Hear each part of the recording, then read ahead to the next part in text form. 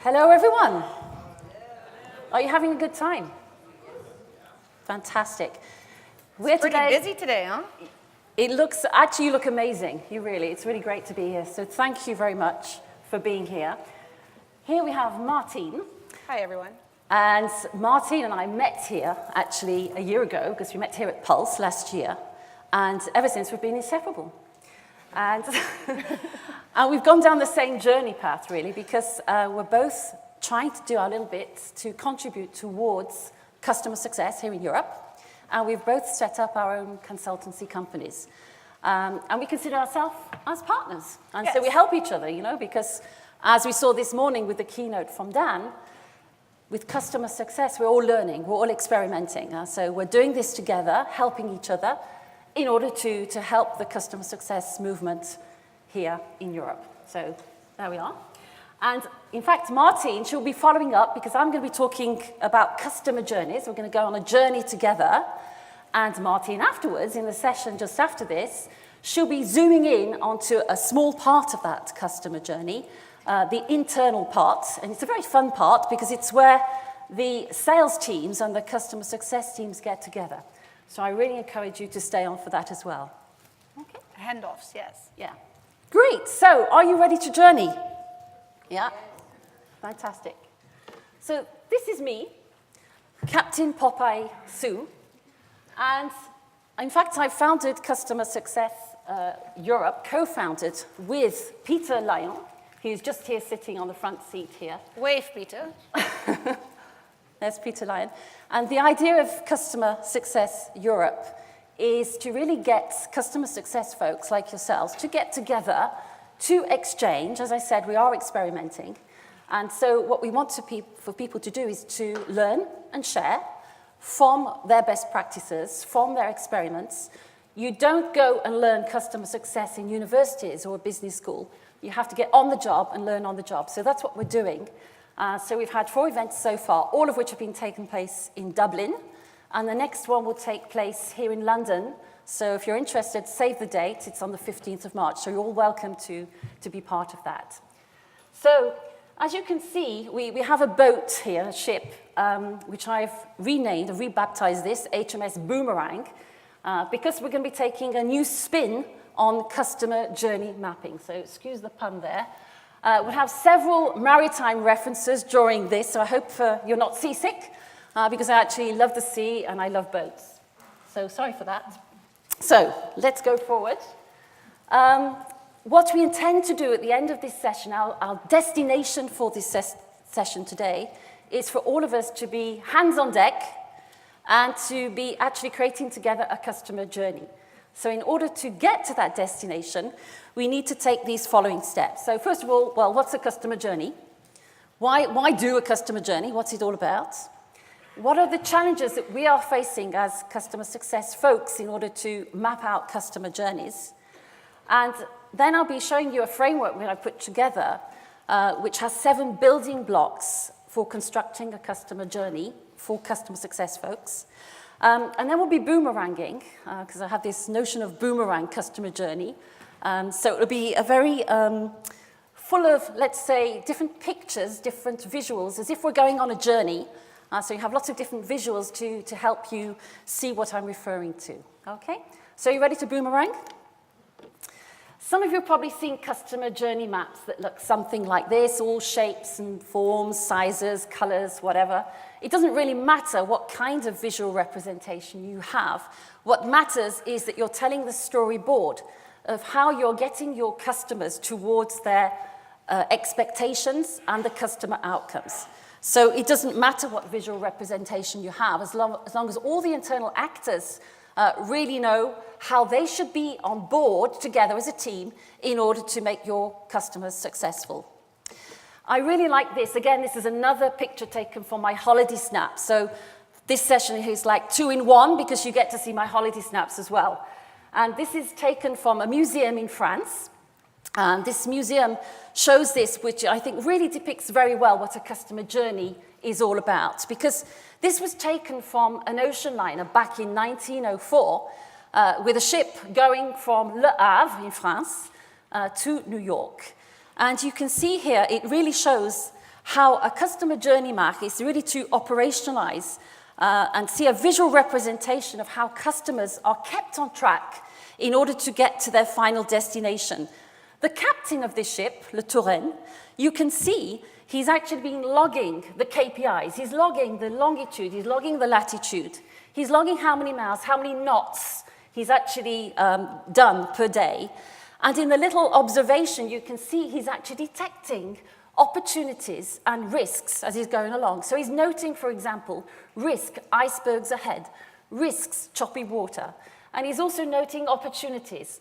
This is a fine weather today we're having, so this is great because we can speed the knots and therefore go faster. And in those days, back in those days, in fact, it was a real performance KPI for transatlantic ocean liners to get as fast as possible from Europe to the United States. And of course, we all know that very tragically with the outcome of the Titanic. So I think this very depicts what a customer journey is all about.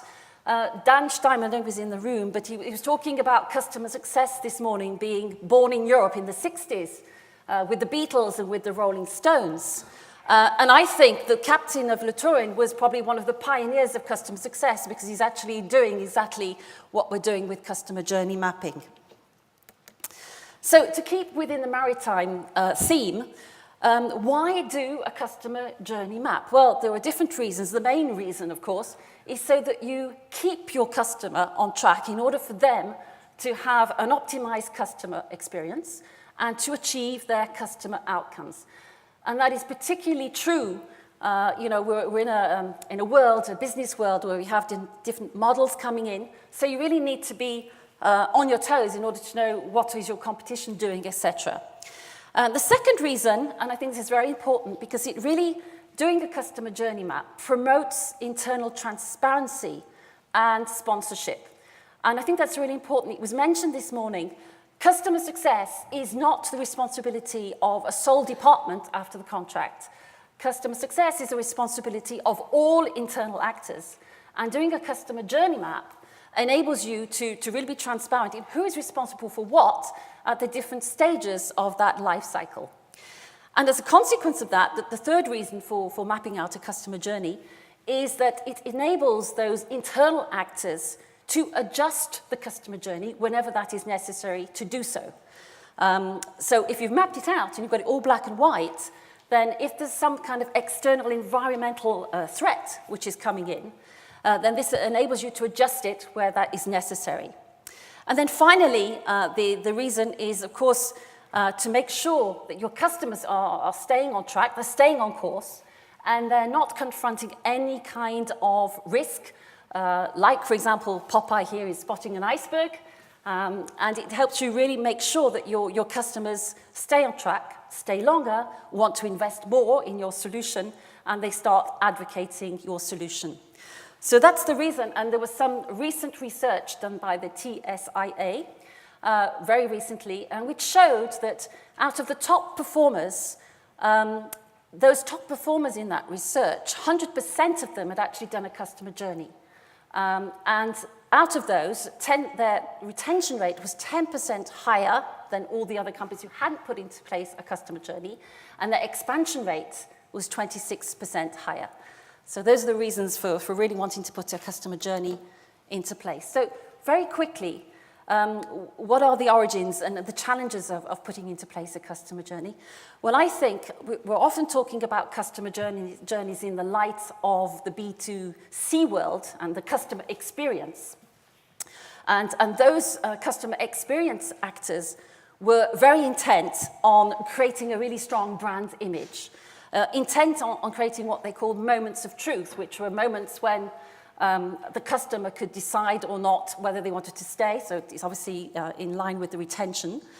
And also to create very positive, emotional and rational experiences, and really touching the different touch points and the different channels along the life cycle of the customer.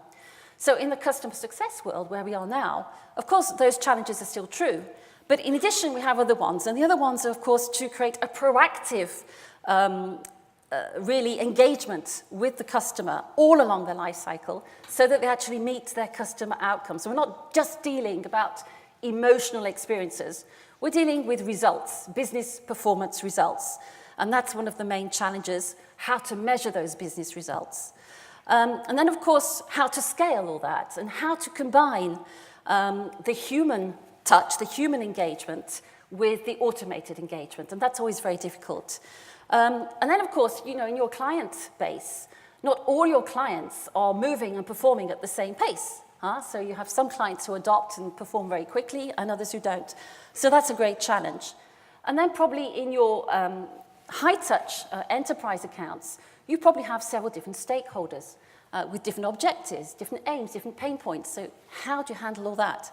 And then the last point, and it's what I briefly mentioned just earlier, is how to maintain the agility internally between all the different actors who are contributing to the customer journey. So this is the framework. So it looks very colorful, and these are the 7 blocks which I consider make up the customer journey. Now we're going to go through them one by one, and then afterwards we're going to have time to actually do this together. And so I'm going to take you through them. So first of all, the block 1, it's a bit like building Lego. Block 1 is, in fact, to segment, of course, your customer base. And within those different segmentations, you probably have different stakeholders, different sponsors with different objectives. So you need to identify what are your types of sponsors, your types of personas, and you may have several per customer base. Once you've done that, on the right-hand side in yellow, you need to determine for those segments and for those personas, what is their expected customer outcomes? So that's important. How do you measure that? So I'm going to show you just now with an example of how I measure that using adoption and performance indicators. And then the third brick in that is once you've identified your sponsors, is to know what are the typical characteristics of those sponsors and the personas. You know, what makes them tick? What are their pain points? What is their vision of success? Et cetera, et cetera. So just to give you an example of that, using those 3 bricks, here, for example, we have a segmentation for marketing medium touch, and we're dealing with a tool which is a lead generation tool. And here you can see we have 2 different personas. We have a marketing director sponsor, and we have a user sponsor.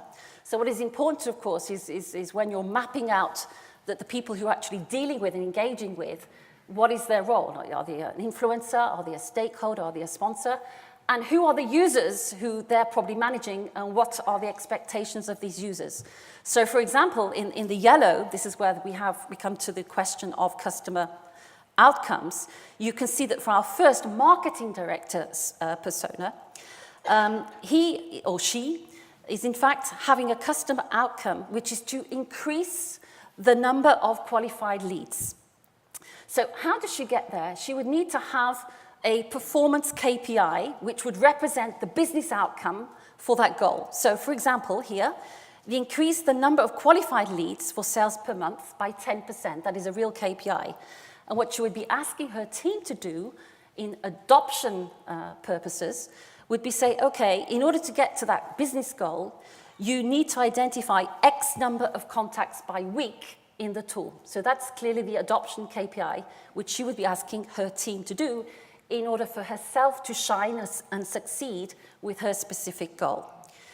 And then the third aspect is what I was saying, is just to identify what are the typical characteristics of this marketing director sponsor. So for example, they may be usually disappointed with marketing automation tools or struggling with outbound marketing, et cetera, et cetera. So you need to identify this either by internal knowledge of what you already have on the client or by doing interviews direct with the clients, of course. So those are the first 3 bricks.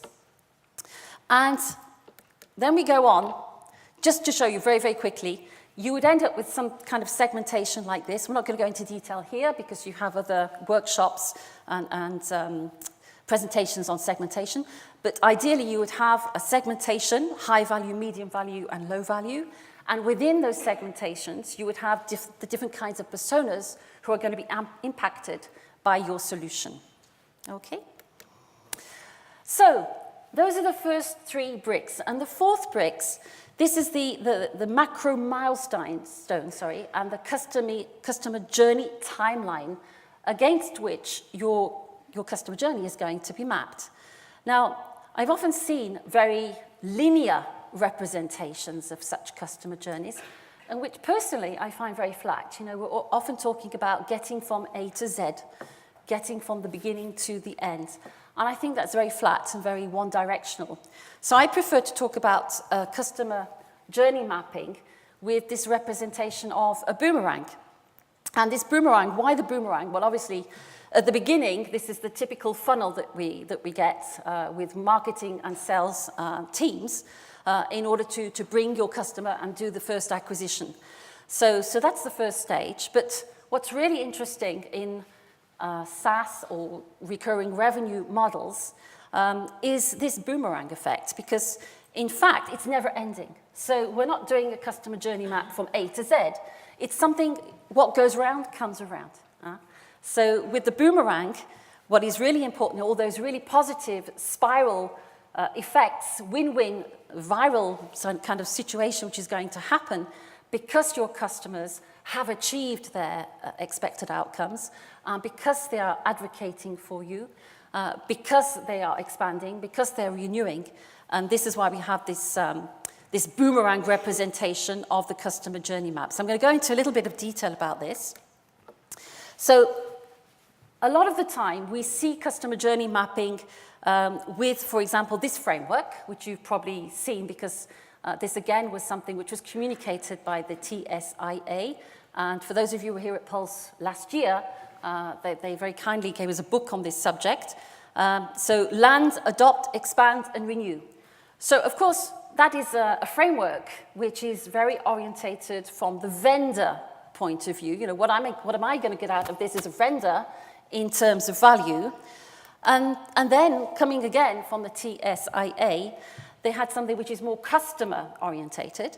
And this is called PIMO. So first of all, the customer will plan what he wants to achieve, and then we'll actually implement the success plan, measure, and then optimize. So again, that's another possibility of milestones, but I prefer to call this the customer boomerang milestone. And so after the implementation, I've actually divided that into different steps. And in order to make sure we have this spin on the boomerang, and that we're also getting all those positive effects, the viral effects, we need to split it up into stages. And for me, those stages are, first of all, make sure that your users are adopting, of course, your tool, and then that they actually are performing with your tool. So what is the distinction between the two? The adoption stage is usually if you have a team of, let's say, in the example with the marketing, the lead generation tool, you have a team of 10 people. The adoption stage will be getting all of those individuals on board to use your tool on a daily basis, part of their routine. The performance stage is when all those 10 people collectively are creating performance KPIs, so you need to be able to measure those. And then the transformation stage, this is a bit like what Jeffrey Moore was referring to this morning in the keynote. You know, he was talking about the J-graph. So this is when your customers are actually going beyond the J-graph and actually achieving transformation, and they probably also have an ROI to share with you. So that's a fantastic business case. And then, of course, they're advocating for you. They're probably participating in events. They're probably making testimonials, making webinars for you, whatever. And this is then creating, as a last step, the boomerang effect, which is creating all those wonderful things that we want to achieve. So that's the milestones. And then we have the actual customer journey mapping, which is going to continue in the last 3 steps of this framework. So the 5th one is, okay, what is the required customer experience for the sponsor and persona? And I divide customer experience into 2. The first one is the user experience. So in terms of your product, how is your product organized or maybe funneled in order to be accommodated by the different personas who you have? So that's something we're seeing more and more. We're actually seeing customer success integrated within the tool. So that it's easier and more user-friendly and obvious for your users to know what to do. And then the other associated thing with the customer experience is the appropriate experience. So that means basically, what is the methodology which you should be doing? What is your speech which you should be doing with these customers so that you're only talking to them about things which are relevant to them? So for example, in the lead generation example that I gave to you, you could have sales users and you could have marketing users using the same tool. So you're not going to have the same pitch for both of them. So that's part of what I call the appropriate experience.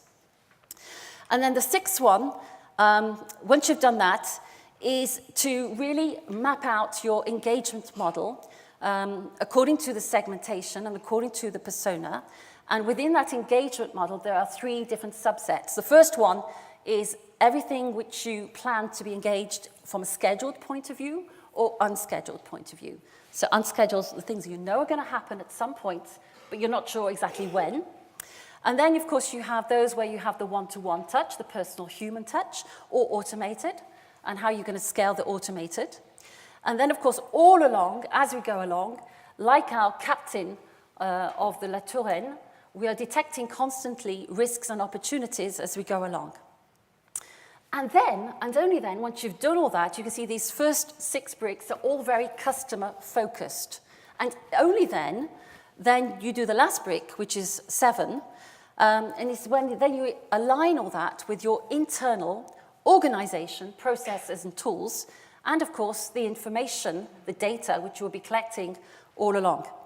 And I think a lot of the time with customer journey mapping, we do this the other way around. We first of all start off with our internal processes and then try and impose our internal processes onto the customer. And that's not always what the customer wants, and it doesn't always correspond to the customer experience.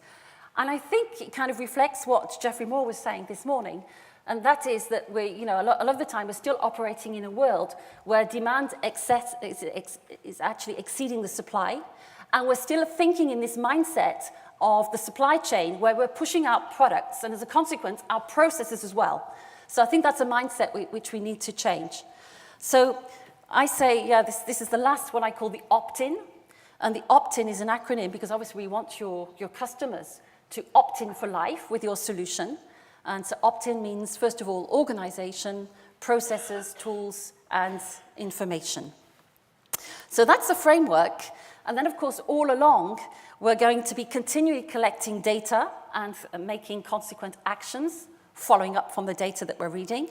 And, of course, using metrics to detect those opportunities and risks as we go along. Okay? So just to show you how that is all orchestrated. So, for example, here we have the post-contract part of our Boomerang. And you can see that after the first 3 bricks on the bottom there, we are at the milestone of adoptions, which is the first one, how to get your users, your individuals using your tool. So what we'll be doing at that stage, that particular milestone, okay, what is the required customer experience, user experience, and appropriate experience for the persona in question at that point? And what are we doing in terms of engagement? And how is all that aligned with our internal organization? Similarly, again, we come to the next step, and we can only start measuring the performance KPIs, so the business outcomes, once the adoptions have been put into place. So that's really important, etc., etc. And in order for us to get this spiral, positive, win-win situation that we're looking for, we really need to go through those steps one by one. We can't try and achieve the advocacy if we haven't gone through the adoption, the performance, and the transformation. Okay? So that's the framework. Now, you have some worksheets here which reflects what we can see here. And this is an Excel file. I mean, we all love Excel files. We're still using Excel files. I can give you this Excel file if you're interested afterwards. And it basically just maps out exactly what we've just seen from the 4th brick onwards. And there is a little prerequisite, and the prerequisites are the first 3 bricks, of course. So you can see here in the first column where it's very bright green, you can see we have the macro milestones of the Boomerang. And at the end, after the contract signature, you can see those milestones of adoption, performance, transformation, and advocacy. And then in column 5, this is you can see where we have the required customer experience. So from both a user experience and an appropriate experience point of view per persona. Usually in customer success, we're speaking with a stakeholder or a sponsor. So it's important to know what is the required outcome of the stakeholder and the sponsor, and what is the required outcome for the people who will be involved with your tool. So here you can see a few examples. You have the examples, you have exactly the same thing, which we can see here on the screen.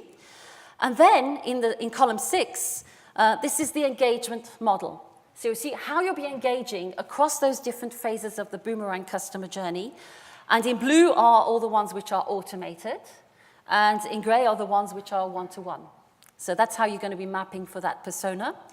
And then finally, how all this is implemented, internally with your organization processes and across the different internal departments, so sales, marketing, products, etc., etc. And in yellow, just after this session, we're going to sing an example of that with Martine, because we're going to be seeing the handover between sales and customer success. So that's the framework which we're going to be doing afterwards. And in terms of representing this visually for the customer journey, this is just an example of my Boomerang with a little bit more detail.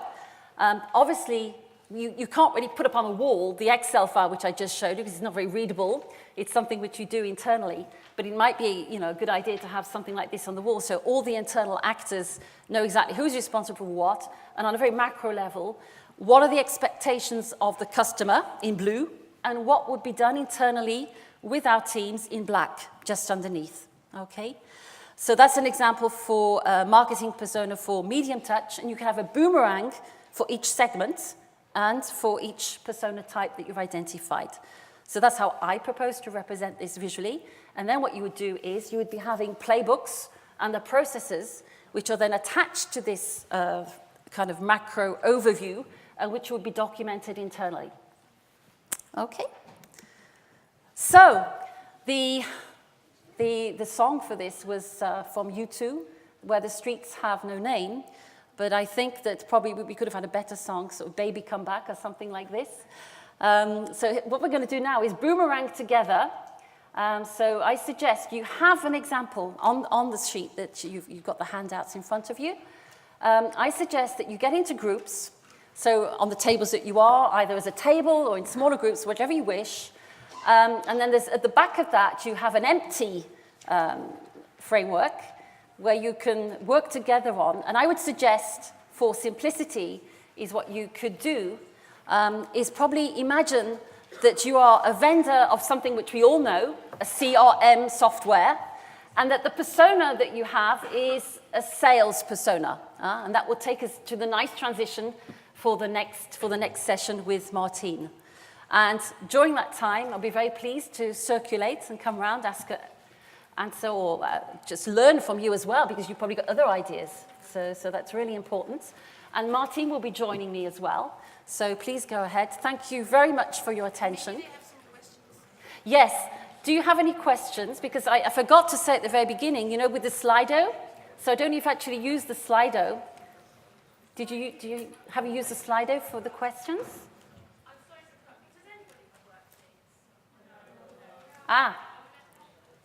Yes. Do we have some more worksheets? Great. We have a whole packet over here, so that's good. Okay. Are there any questions? Maybe I could just take the questions now if you wanted, rather than the Slido. Over here. Yeah? Okay. So what are the most common mistakes when putting together a customer journey map? Well, I think a lot of the time it's because you have a focus internally. So you have a focus saying, right, these are my current processes, this is my current organization, and you're mapping out your customer journey from your point of view, from a vendor point of view. And I think that misses the point, and it probably misses how you can optimize the customer journey for your customer. What is your opinion on interactive versus static customer journey maps? Okay, I've never actually experienced, that's an interesting question. I've never actually experienced interactive. I don't know who was asking this question. No, there's no owner of this question. It's a very interesting question. I've never actually experienced that myself. So if you can tell me a little bit more about that, as I circulate, whoever asked that question, I'd be very pleased to find out. But it sounds a very interesting concept, I must agree. How can you share your thoughts on validation and verification of your customer journey from your customers' perspective? Yeah, that's a good question. What I do for that, and it kind of relates to the framework that I was talking to you about, with the adoption and performance KPIs. And what I do is make sure that we're in agreement. We have kind of a contract. It's like a marriage agreement, if you like, saying, okay, what are your adoption KPIs? And what do you hope to achieve in terms of adoption by such and such a date? And then we measure that. We measure that they're actually online and on track, rather, with their adoption KPIs.